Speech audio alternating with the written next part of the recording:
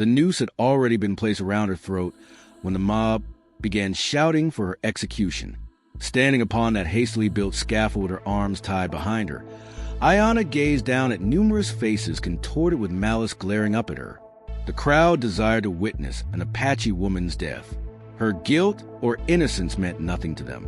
The early morning light created elongated shadows throughout the dusty central plaza, where someone had quickly assembled a hanging structure using scrap wood and rope.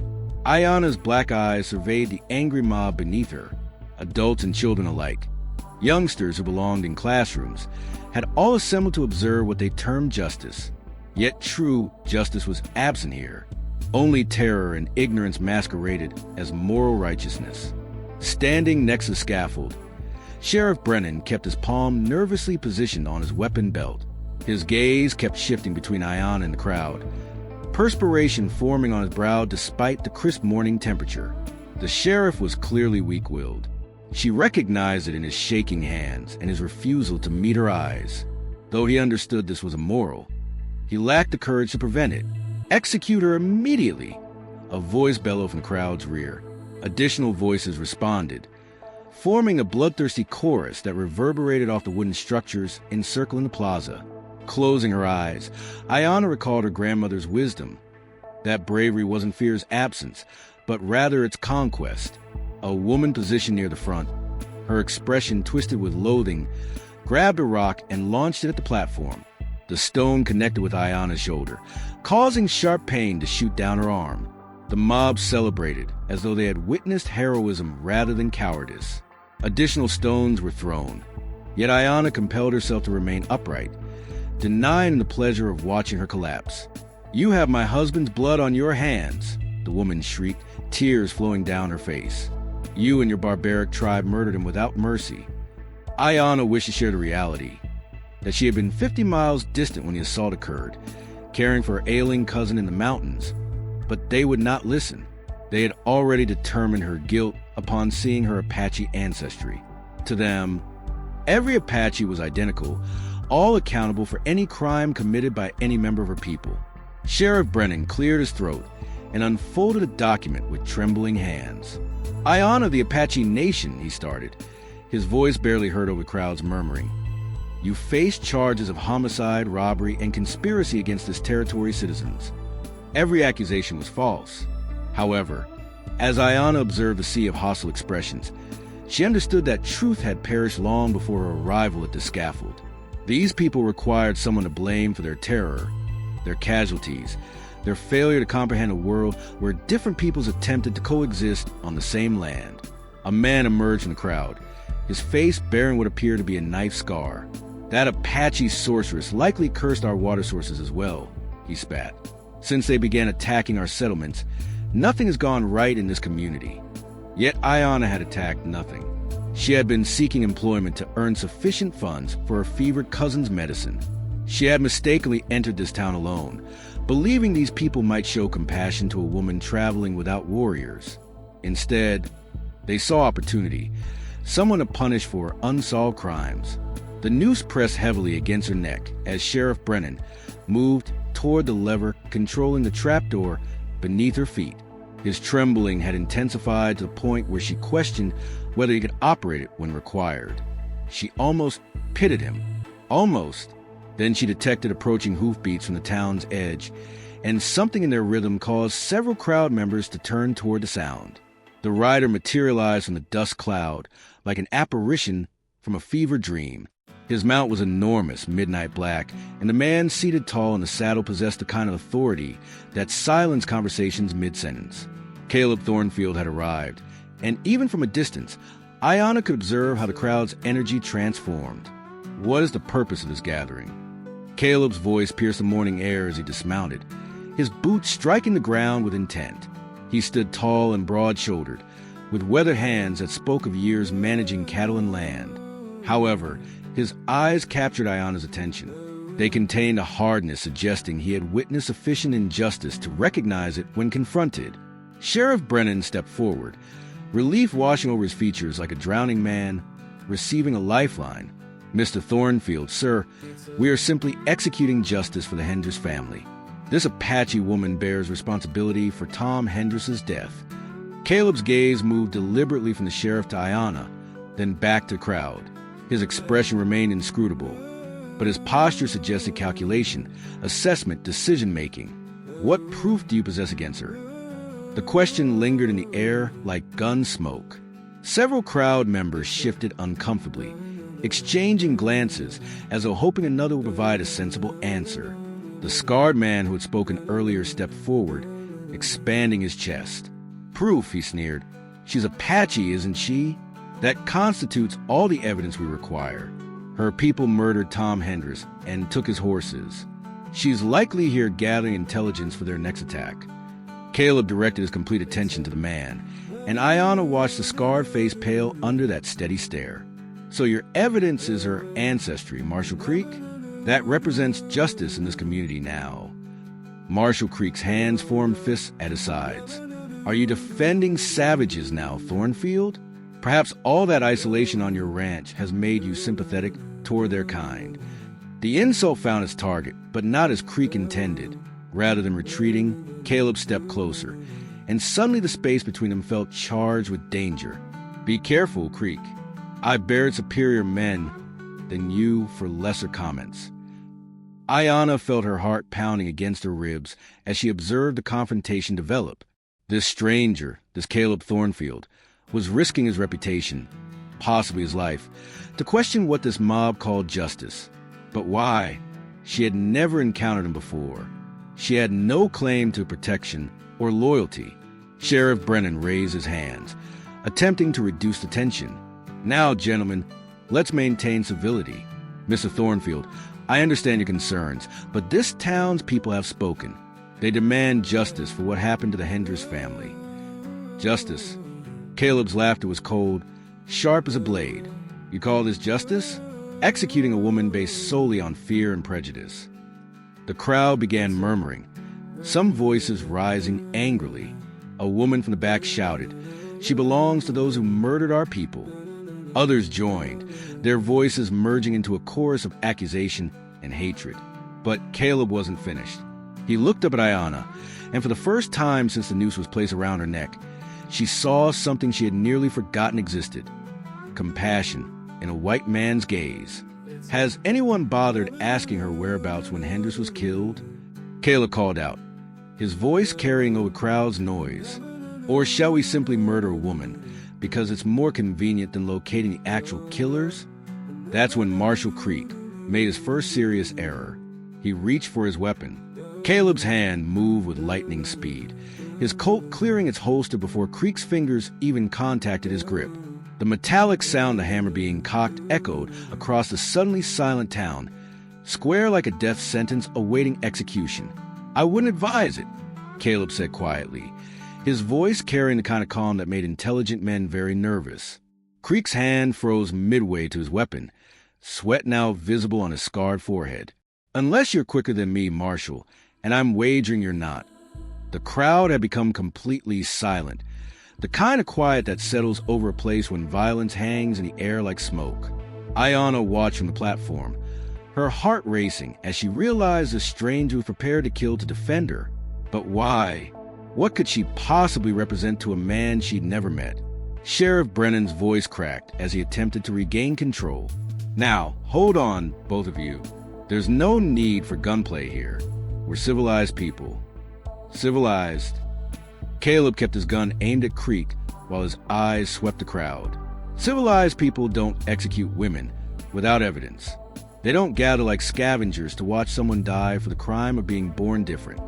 An elderly woman in black dress pushed forward from the crowd, her face twisted with grief and rage. "That woman's people murdered my son. They scalped him and abandoned him for the vultures. Don't you dare lecture us about civilization when we're burying our children." Ayanna's throat constricted. She recognized the pain in that woman's voice, had felt it herself when soldiers had killed her brother 3 winters ago. But pain didn't justify murder, and grief didn't transform lies into truth. "Mrs. Patterson," Caleb said, his voice gentler now, but his gun still steady on Creek, "I'm sorry for your loss. Truly, but killing an innocent woman won't resurrect your boy." "Innocent?" Creek spat, his hand still hovering near his weapon. She admits she's Apache. That makes her guilty of every crime her people ever committed. Caleb's eyes hardened again. By that logic, Creek, every white man here is guilty of every atrocity ever committed by white soldiers. Should we execute you all as well? The comparison struck the crowd like a slap. Several people appeared uncomfortable, shifting their weight and avoiding eye contact, but their bloodlust hadn't completely cooled. A young man with angry eyes stepped forward. "My father says the only good Apache is a dead Apache," he declared, his voice shaking with nervous energy. Maybe it's time this town had a leader who understands that. Caleb slowly turned to face the young man, and Ayanna saw something dangerous flicker in his expression. "Did your father teach you to murder women too, boy? Or did you develop that particular brand of courage independently?" The insult struck home. The young man's face flushed red, and his hand moved toward the knife at his belt, but before he could draw it, another voice cut through the tension. "Perhaps we should hear what she has to say." Everyone turned to see who had spoken. It was Dr. Morrison, the town physician, a respected man whose opinion carried weight. He pushed through the crowd slowly, his medical bag in hand, his gray beard neatly trimmed despite the early hour. "Before we do something irreversible," Dr. Morrison continued, "perhaps we should at least listen to her version of events." Creek's lip curled in disgust. "Since when do we negotiate with savages, Doc?" But something had shifted in the crowd's mood, and Ayanna could sense it like a weather change. Dr. Morrison's words had created a crack in the mob's certainty, and Caleb seized the moment. The doctor is correct. If we're going to take a life, we'd better be absolutely certain we're taking the right one. Sheriff Brennan looked between the crowd and the platform, clearly torn between his duty and his desire to avoid bloodshed. I suppose we could hear what she has to say." "But not from there," Caleb interrupted, holstering his weapon but keeping his stance ready. "No one should ever defend themselves with a noose around their neck." Creek laughed bitterly. "You're growing soft, Thornfield. Next thing you know, you'll be inviting Apaches to Sunday dinner." Something dark passed across Caleb's face at those words, a shadow suggesting old pain. Ayanna caught it even from the platform and wondered what ghost this man carried. But he composed himself quickly, addressing the sheriff with quiet authority. "Brennan, either you release her or I will. And if I have to come up there myself." Creek here might find himself explaining to God why he thought drawing on me was a wise idea. The sheriff's hand shook as he climbed the platform steps. Ayanna felt the rope loosen around her neck, and for the first time in hours, she could breathe without feeling death's cold fingers against her throat. When Brennan cut the bonds around her wrists, circulation returned to her hands like fire. "Now," Caleb called up to her, "tell us where you were when Tom Hendricks was killed." Ayanna rubbed her wrists and looked out at the sea of hostile faces. Most still wanted her blood, but a few seemed genuinely curious to hear what she had to say. Dr. Morrison nodded encouragingly, while Creek scowled like a man watching his entertainment being ruined. "I was 50 miles north," she said, her voice steady despite everything they put her through. "In the hill country, caring for my cousin who had taken ill with fever. She couldn't keep food down, couldn't even stand without help."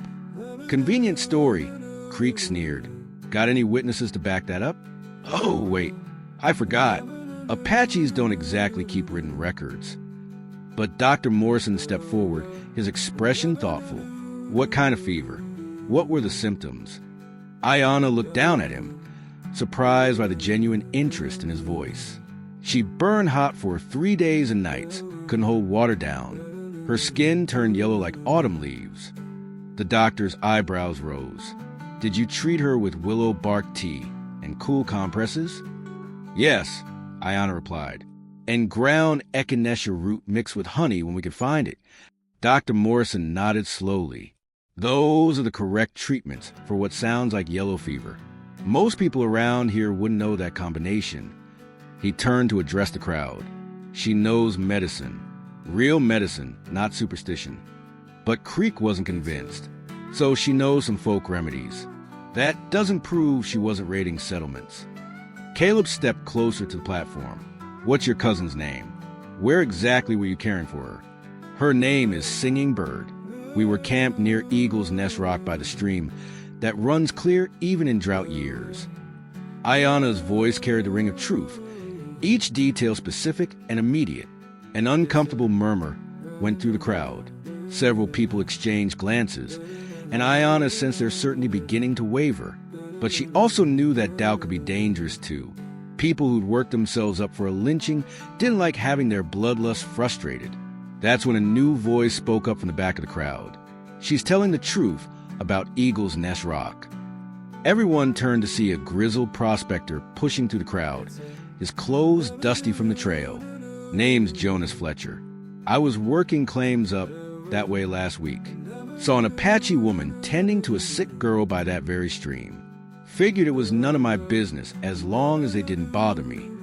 Creek's face turned red with frustration. One witness doesn't prove anything. Maybe they were planning raids between nursing duties. But Caleb had heard enough. He looked up at Ayana with something that might have been respect. "Miss, what's your full name?" "Ayana Three Hawks," she replied, meeting his gaze directly. "Miss Three Hawks," Caleb said formally, "I believe you're innocent of these charges." The crowd erupted in angry shouts.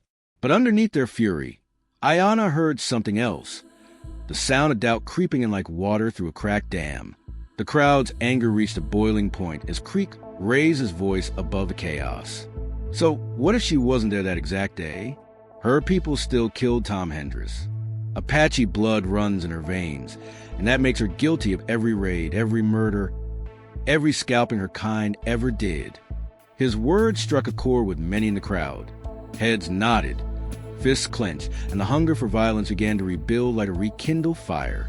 Ayana felt the momentum shifting back toward the gallows, and fear crept up her spine despite Caleb's protection. But Caleb stepped onto the platform beside her, his presence commanding attention. "Let me tell you something about guilt by bloodline," he said, his voice carrying across the square. "My grandfather fought in the war against Mexico. Does that make me responsible for every Mexican who died in that conflict?" "That's different." Creek shot back.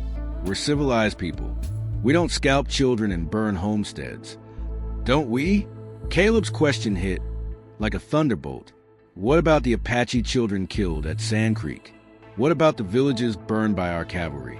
If we're going to judge people by their bloodline, then every man here shares the guilt for those atrocities too."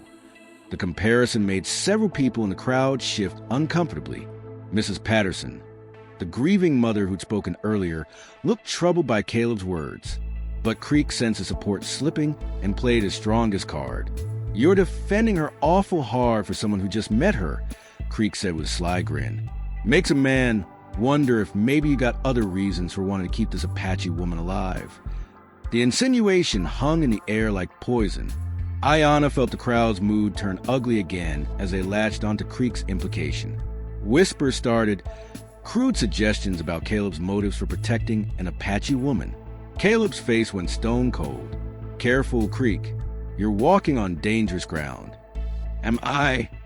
Creek's confidence grew as he sensed crowd rallying behind him again. Maybe the great Caleb Thornfield has a taste for savage women. Maybe that's why he's so eager to. Creek never finished the sentence. Caleb moved with deadly speed, vaulting off the platform and crossing the distance between them in 3 quick strides. His fist connected with Creek's jaw with a sound like splitting wood, sending the man sprawling in the dirt. The crowd erupted in chaos. Some cheered the fight, others tried to break it up, and still others called for Ayana to be strung up while the men were distracted. In the confusion, Sheriff Brennan drew his gun, but seemed unsure who to point it at. Creek rolled to his feet, blood streaming from a split lip. And this time he managed to clear his weapon. "Now you've done it, Thornfield. Time someone taught you that savage loving gets a man killed." Caleb faced him down, unarmed but unafraid. The 2 men circled each other like wolves, and Ayana realized with growing horror that blood was about to be spilled over her. If you were Caleb, what would you do? Draw your gun and risk killing a man in front of the whole town, or try to talk Creek down and risk being shot yourself? Tell me in the comments. I need to know which side you choose, because what Caleb decided next would determine whether Ayana lived to see another sunset. Everybody stop A boy of maybe 12 years old came running into the square, tears streaming down his face, clutching something in his small hands that would change everything. The boy stumbled into the center of the confrontation, his chest heaving from running hard. Creek and Caleb both froze, their deadly standoff interrupted by this unexpected arrival. The child looked around desperately, his young face streaked with tears and dirt. "Please," he gasped, holding up what looked like a torn piece of fabric. "You can't hurt her. She saved my life." Sheriff Brennan lowered his gun, confusion replacing the tension in his voice. Billy Hendricks, what are you doing here, son? You should be home with your ma." Ayanna's heart nearly stopped. This was Tom Hendricks' boy, the son of the man she was accused of killing. If anyone in this crowd had reason to want her dead, it was this child. Yet here he was, defending her. Creek wiped blood from his lip, his eyes narrowing as he looked at the boy. "What's this nonsense about her saving your life? This woman's people killed your pa." Billy shook his head violently, clutching the fabric tighter. "No, you're all wrong. It wasn't her people who killed pa. I saw who really did it." A stunned silence fell over the crowd. Even the birds seemed to stop singing as everyone strained to hear what the boy would say next. Dr. Morrison stepped forward gently, his voice kind but urgent. "Billy, son, tell us what you saw. Take your time." The boy's voice shook as he began his story. "Pa and me were checking the north pasture when we heard shooting. Pa told me to hide in the rocks while he went to see what was happening. That's when the bad men came." "What bad men?" Caleb asked, his confrontation with Creek forgotten for the moment. "White men," Billy said, his words hitting the crowd like physical blows. 3 of them, dressed like cowboys but with bandanas covering their faces. They had Pa's horses already loaded with supplies they'd stolen from our ranch. Creek's face had gone pale, but he tried to maintain his aggression. The boys confused, scared. Maybe he saw Apaches, but his mind's playing tricks. "I know what I saw." Billy interrupted with surprising force. One of them had a scar on his hand, shaped like a crescent moon. Another one walked with a limp from an old injury. "These weren't Indians, Mr. Creek. These were white men stealing from us and making it look like Apache raids." The implications of Billy's words rippled through the crowd like wildfire. If he was telling the truth, then not only was Ayanna innocent, but the Rayall killers were still out there.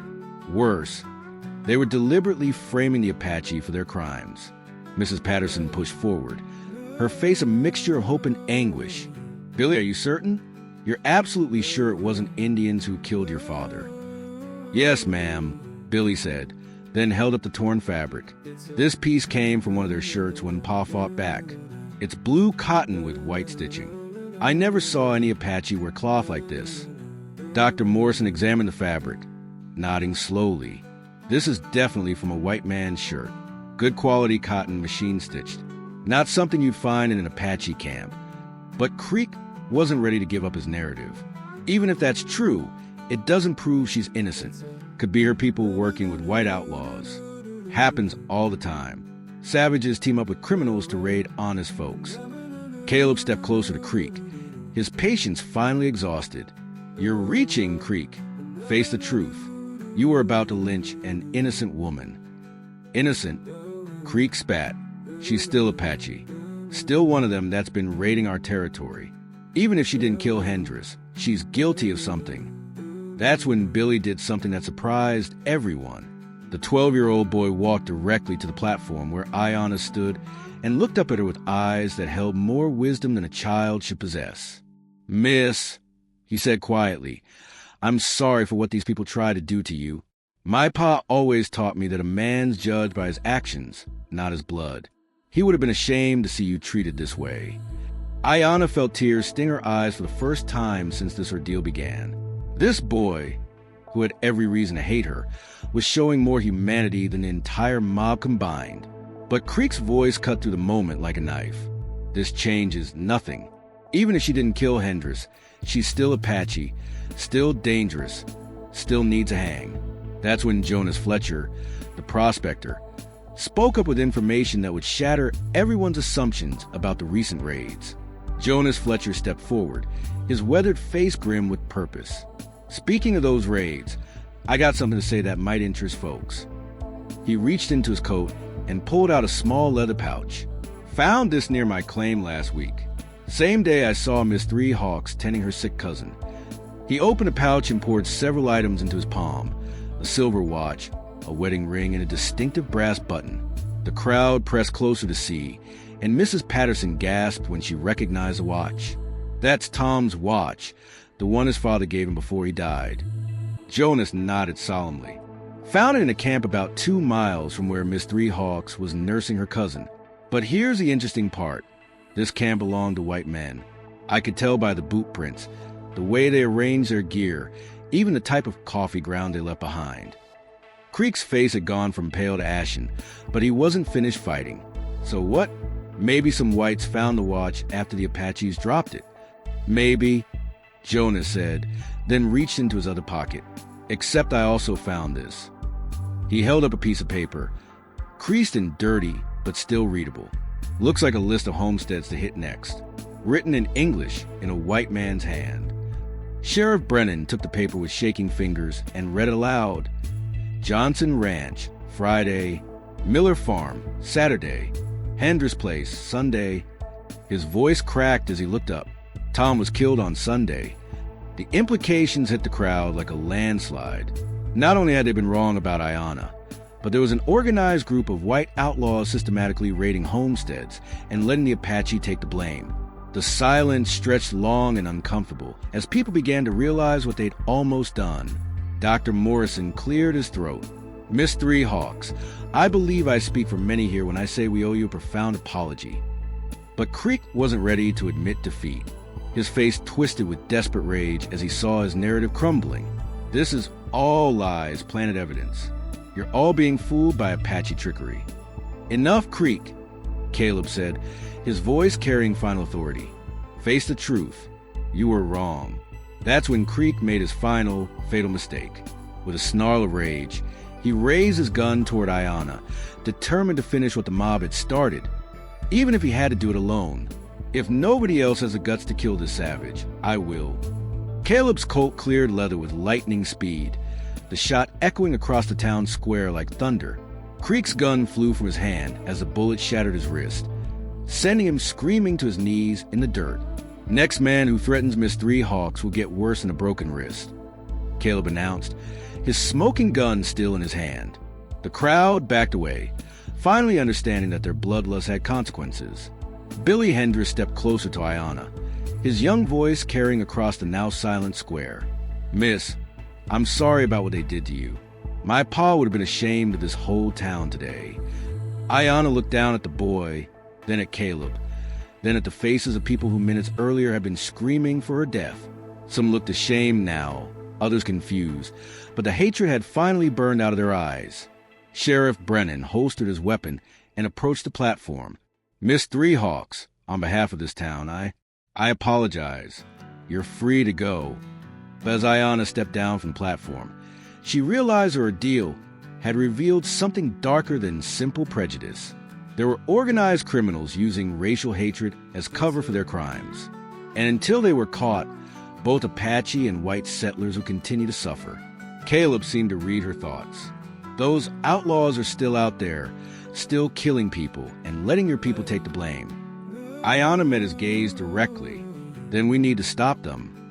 3 hours later, Caleb and Ayanna rode side by side toward the northern hills, following the trail Jonas Fletcher had described. Sheriff Brennan had deputized them both after Dr. Morrison convinced the town council that stopping the real killers was more important than nursing wounded pride. Billy Hendricks had insisted on coming too, despite his young age. Those men killed my pa, he'd said with determination that reminded Ayanna of warriors twice his age. I got a right to see justice done. The trail led through rocky country that Ayanna knew well. Her people had hidden in these hills for generations, and she could read the signs the outlaws had left behind like words on a page. Broken twigs, disturbed stones, the faint scent of their horses carried on the wind.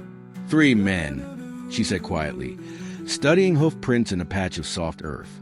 Heading for Eagle Canyon. There's water there. Good grass for horses. Caleb checked his rifle and adjusted his hat against the afternoon sun. Think they know we're coming? Not yet, but they will soon. Ayana pointed toward a thin column of smoke rising from the canyon ahead. They're cooking their midday meal, feeling safe because they think everyone blames the Apache for their crimes. As they approached the canyon rim, Ayana held up her hand for silence.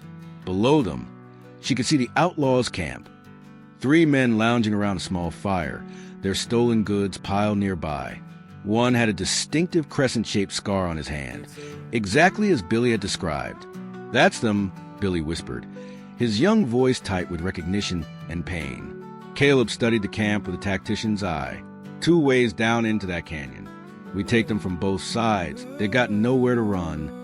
But Ayana had a different idea. "Let me go down alone first.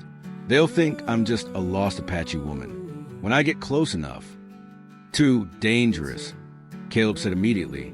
"If they recognize you." "They won't." Ayana's voice carried quiet confidence. "To men like them, all Apache look the same. Besides, they think I'm dead by now, hanged in your town square."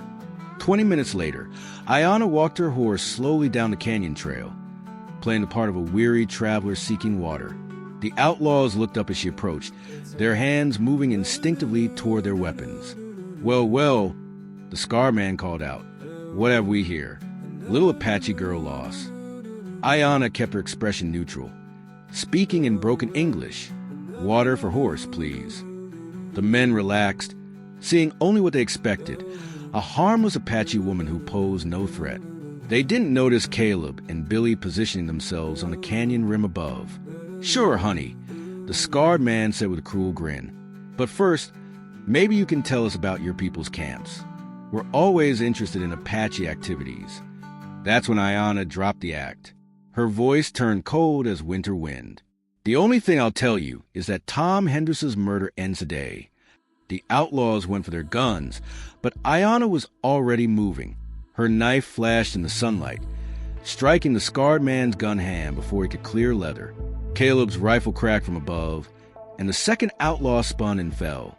The third man tried to run but found Billy blocking his path, his father's rifle trained steady on his chest. Within minutes, it was over. The Rayall killers were bound and ready for transport back to town, along with evidence of their crimes.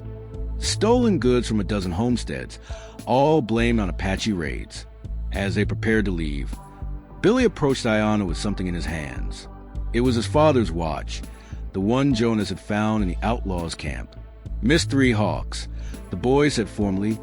"My pa always said a person should be judged by their character, not their blood. I'd be honored if you'd keep this to remember that some folks know the difference between justice and revenge." Ayana accepted the watch with tears in her eyes. In all her years, no white person had ever offered her such a gesture of respect and trust. 3 days later, the outlaws were tried and sentenced. The town of Cedar Falls issued a formal apology to the Apache people, and Sheriff Brennan established new policies requiring evidence before accusations. Caleb donated money to help Apache families whose relatives had been wrongly killed in retaliation for the outlaws' crimes. As for Ayana, she chose to stay in the territory, working as a translator and liaison between the Apache and white settlers. Her courage on that Gallows platform had saved more than just her own life. It had opened eyes and changed hearts. Billy Henders grew up to become a lawyer who specialized in defending the rights of Native peoples. He always wore his father's watch, and whenever someone asked about it, he'd tell them the story of the Apache woman who taught him that justice is colorblind. And Caleb? He and Ayana remained close friends, their bond forged in the fire of that terrible day when a town nearly lost its soul to hatred and fear. Together, they proved that courage and truth could triumph over prejudice, one heart at a time. If you're enjoying the story, subscribe to the channel now. Click on the video on the screen to hear a story even better than this one. With twists so powerful it will change how you see justice forever. Click on the video now.